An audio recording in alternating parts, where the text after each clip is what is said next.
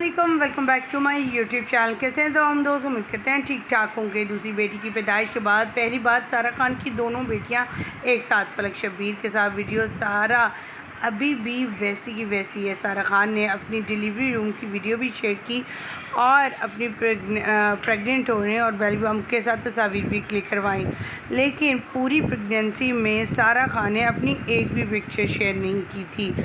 सारा खान ने ईद के रोज़ ही अपने ईद से एक दिन पहले ही अपने आने वाले नन्हे मेहमान की खबर सुनाकर मदाओं को दिया था बड़ा सरप्राइज़। और अब ईद के रोज़ अदाकारा फ़ोटो शूट करवाती रही और उनकी बच्ची को संभालती रही। पहली बार सोशल मीडिया पर उनकी दोनों बेटियां एक साथ हैं।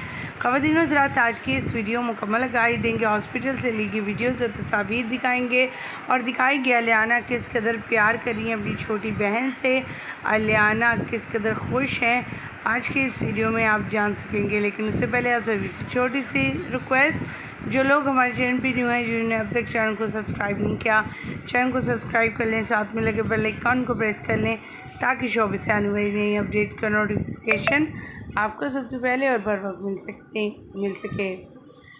आप देख सकते हैं जब डिलीवरी के लिए डिलीवरी रूम में आई हुई थी सारा खान, और उन्होंने अपनी वहाँ से हॉस्पिटल से तस्वीर शेयर की और साथ साथ डिलीवरी से पहले की कुछ वीडियोस भी शेयर की, जिसमें देखा जा सकता है वाज़ेह तौर पर कि सारा खान किस कदर हेल्दी हैं।